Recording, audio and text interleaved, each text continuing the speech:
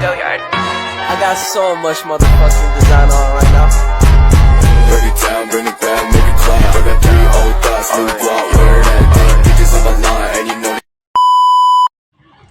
Halo semua, pada video kali ini kami dari kelompok 7 akan mempresentasikan hasil kerja kami. Pertama-tama izinkan kami untuk memperkenalkan diri kami masing-masing.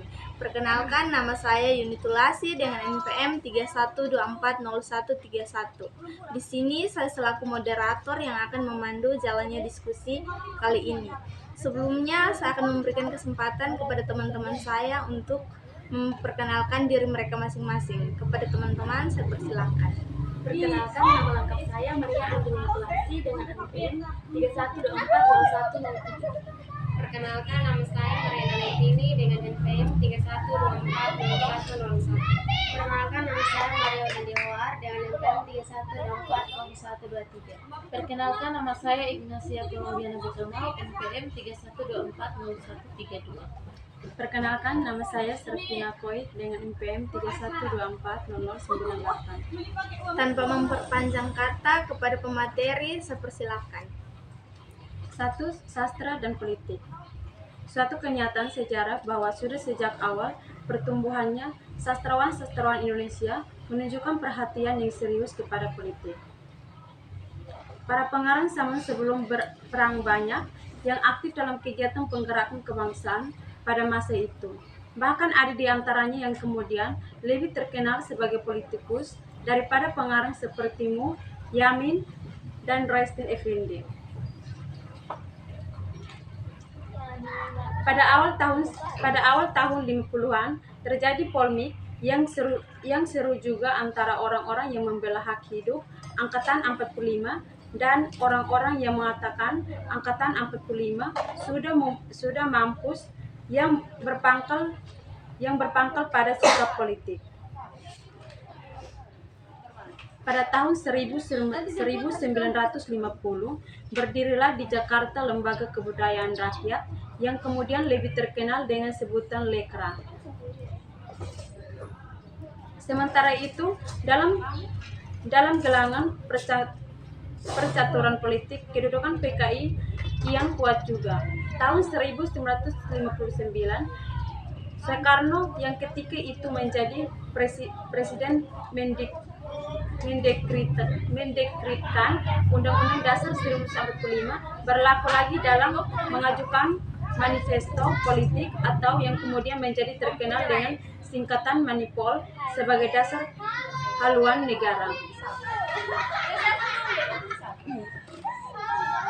Manifest Kebudayaan dan Konferensi Karya Pengarang se-Indonesia. Beberapa orang pengarang baru muncul dalam majalah sastra. Sajak-sajak, cerpen-cerpen dan esai-esai yang menyajikan kemenangan perjuangan yang ditulis oleh para pengarang Lekra. Timbullah perlawanan para pengarang yang ingin membela martabat manusia.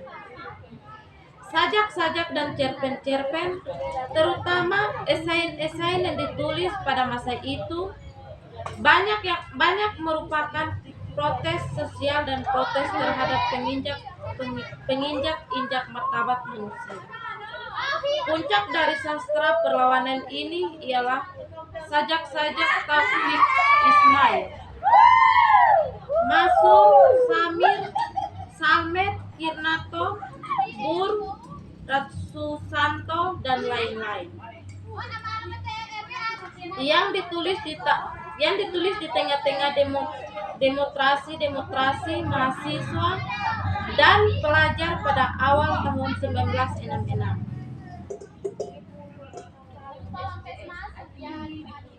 Maka jelaslah kiranya bahwa sebenarnya sajak-sajak demonstrasi yang dikumpul Taufik Ismail dalam Tirani dan Benteng.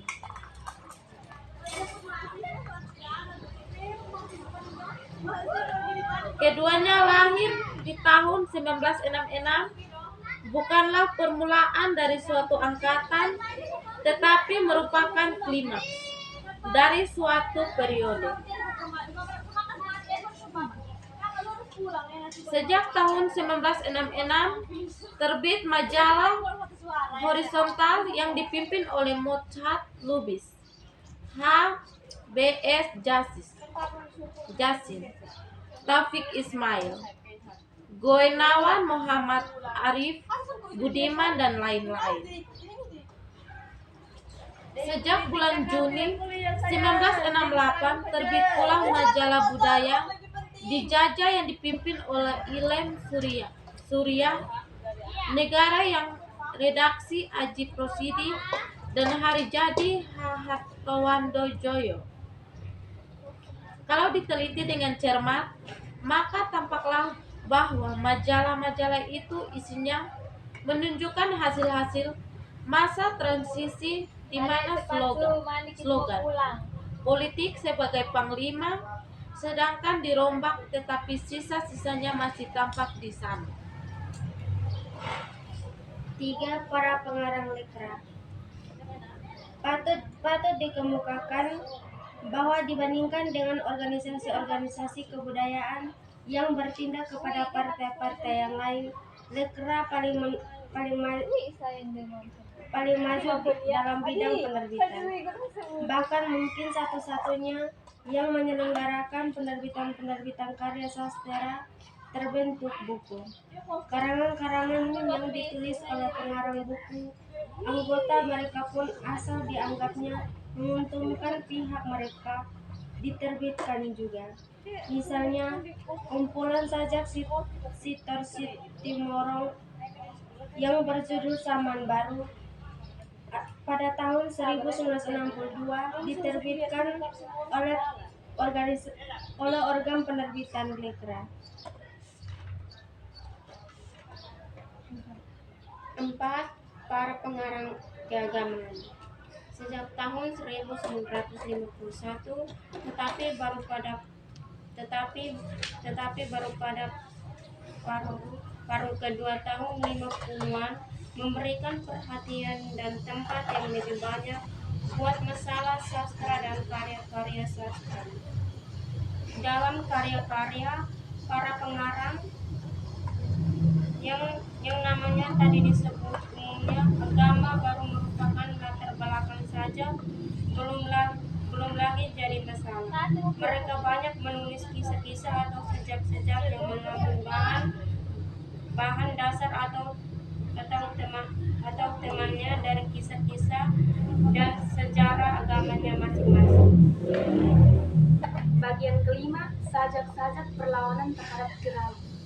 Dalam demonstrasi para mahasiswa dan pelajar di seluruh Indonesia menuntut 3 tuntutan rakyat pada awal tahun 1966 terdiri dari yang pertama bubarkan PKI, yang kedua review kabinet Wikora, dan yang ketiga turunkan harga. Banyak pengarang dan penyair yang turut serta secara aktif, kecuali secara fisik turut dalam demonstrasi itu. Mereka pun menulis sajak-sajak perlawanan terhadap tirani. Adanya protes sosial dan protes politik dalam sajak-sajak itu menyebabkan HB Jasin memproklamasikan lahirnya Angkatan 66 melalui tulisannya dalam majalah Horizon tahun 1966. Dalam tulisan itu, Lazim mengatakan bahwa khas pada hasil-hasil kesusastraan 66 ialah protes sosial dan kemudian protes politik. Lebih lanjut, ia mengatakan bahwa tiap 15 atau 25 tahun timbul generasi baru dan dapat diramalkan bahwa tahun 1980 akan datang lagi satu angkatan baru, tahun 2000 dan seterusnya. Baik, demikian hasil presentasi dari kami. Jika ada kesalahan kata, kami mohon maaf. Sekian dan terima kasih.